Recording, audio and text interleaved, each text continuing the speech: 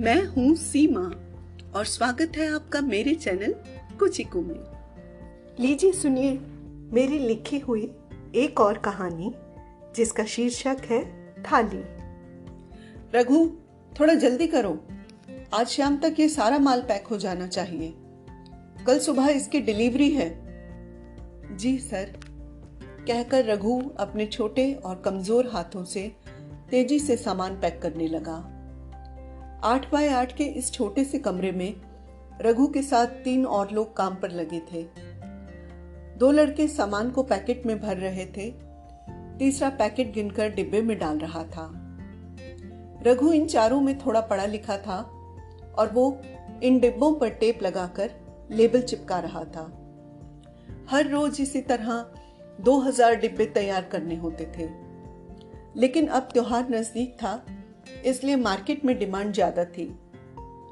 Manager साहब इस सारे माल का निरीक्षण कर रहे थे कि उनकी फोन की घंटी बजने लगी। हेलो, हाँ कैसे हो यार, बहुत दिनों बाद याद आई तुम्हें। हाँ, काम बढ़िया चल रहा है। बस अब तो त्योहार का टाइम है तो काम पूरे जोरों पर है। चलो आज तुम यहीं आ जाओ, यहाँ पास में ही एक होटल है जहां बढ़िया थाली मिलती है। आज शाम वहीं मिलते हैं। पास खड़ा रघु अपने मैनेजर की इस बातचीत को सुन रहा था। खाने का नाम सुनते ही उसे भी जोरों से भूख लगने लगी। वो जानता था मैनेजर साहब कौन से होटल की बात कर रहे हैं। होटल सम्राट बस स्टॉप से यहां तक के रास्ते में ही पड़ता था। इस पूरे इलाके में सम्राट होटल अपनी थाली के लिए बहुत मशहूर था। रघु ने आते जाते कई बार लोगों को वहां रुककर खाते हुए देखा था। बड़ी सी थाली में 6-7 कटोरियों में तरह तरह की सब्जियां, रोटी, चावल, खीर और न जाने कितनी चीजें होती थीं। रघु ने ऐसा खाना कभी नहीं खाया था। रघु उस थाली के बारे में सोच ही रहा था कि तभी जमीन पर कुछ गिरने की आवाज आई। मैनेजर साहब उसके एक साथी पर चिल्ला रहे थे, जिसकी लापरवाही की वजह से कुछ सामान नीचे गिरकर बिखर गया। रघु गिरे हुए सामान को तुरंत समेटने लगा। समय वैसे ही कम है और ऊपर से तुम लोग ऐसे लापरवाही करोगे तो कल तक डिलीवरी कैसे होगी? आप फिक्र ना करें, मैं शाम को 1 घंटा और रुककर काम पूरा कर दूंगा। मैनेजर साहब का गुस्सा रघु की इस बात से कुछ शांत हो गया। रघु, आज तो तुमने हमारी जान बचा ली। कमरे में काम पर लगे बाकी तीनों लोग रघु का शुक्रिया अदा कर रहे थे।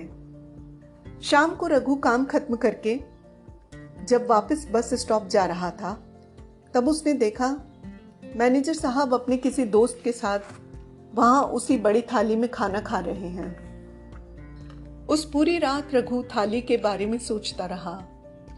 रघु ने मन ही मन हिसाब लगाया कि इस बार वो थोड़ा ओवर टाइम करके ज्यादा पैसे कमाएगा और उन पैसों से एक बार वो सम्राट होटल की थाली खाने के लिए जाएगा। त्योहार के इस समय में ओवर टाइम तो हो ही जाएगा।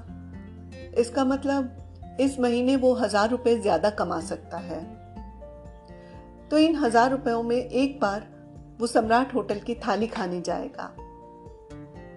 आज जब वो बस स्टॉप से काम पर जा रहा था तो रास्ते में कुछ देर वो सम्राट होटल के सामने ठहर गया। वो उस दिन का इंतजार करने लगा जब वो इस होटल में जाकर अपने लिए थाली मंगवाएगा।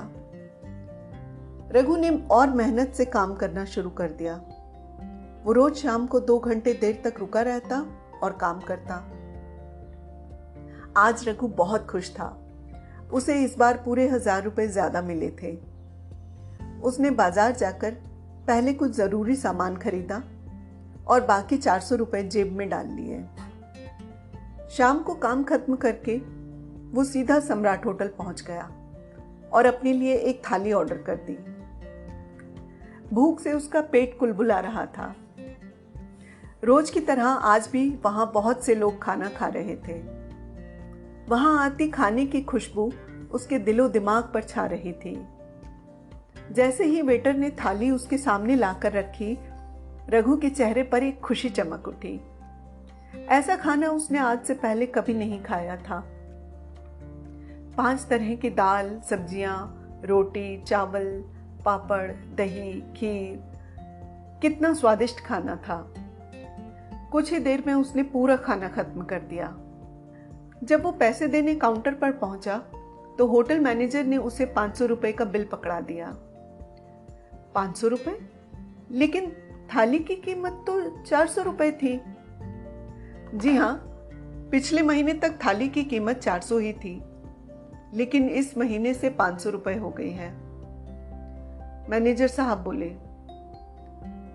रघु के मुंह का जैसे सारा स्वाद ही बिगड़ गया।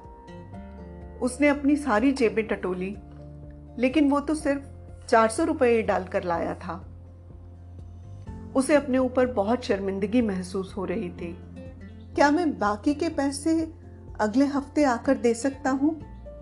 इस समय मेरे पास और पैसे नहीं हैं। रघु नजरें झुकाकर मैनेजर से पूछ रहा था। होटल मैनेजर ने उसकी ओर देखा। उसे वो एक अच्छा लड़का लगा। मैनेजर ने उसकी बात मान ली और बाकी के पैसे जल्दी देने के लिए कह दिया। रघु बहुत उदास हो गया और उसे अपने ऊपर बहुत गुस्सा आ रहा था। उसे इस महंगे होटल में जाने से पहले सोचना चाहिए था। अगले पूरे हफ्ते उसने अपने कुछ खर्चे कम करके पैसे जमा किए और 100 रुपए वापस करने सीधा सम्राट होटल पहुंच गया। मैनेजर के पास पहुंचते ही उसने जेब से 100 रुपए का नोट निकाला।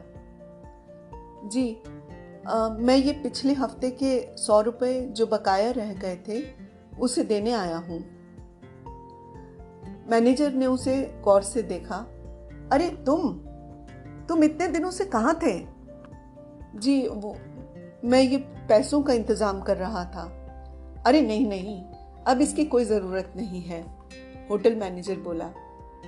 रघु हैरान सा मैनेजर की ओर देखने लगा। दरअसल जब तुम अपना बिल दे रहे थे तो एक आदमी ने तुम्हारी बात सुन ली और उसने तुम्हारे पैसे दे दिए। यही नहीं, बल्कि उन्होंने तुम्हारे नाम से और भी पैसे यहाँ जमा करवा दिए हैं, ताकि तुम जब भी यहाँ आकर खाना चाहो तो खा सकते हो। तुम्हें पैसों की चिंता करने की जरूरत नहीं है। रघु को समझ नहीं आ रहा था कि वो क्या करे। उसने होटल मैनेजर से अपनी तरफ से उस आदमी का शुक्रिया अदा करने के लिए कहा और होटल से बाहर आ गया। लेकिन आज घर वापस जाते तक उसने तय कर लिया था कि वो दोबारा अब कभी उस होटल में नहीं जाएगा। वो किसी की दया का फायदा नहीं उठाना चाहता था और ना ही वो महंगी जगहों पर खाने की आदत डालना चाहता था। उस दिन के बाद वो उस होटल के सामने कभी नहीं रुका और अब उसे अपना ही खाना अच्छा लगने लगा था। तो इस प्यारे से एहसास के साथ कुचिको।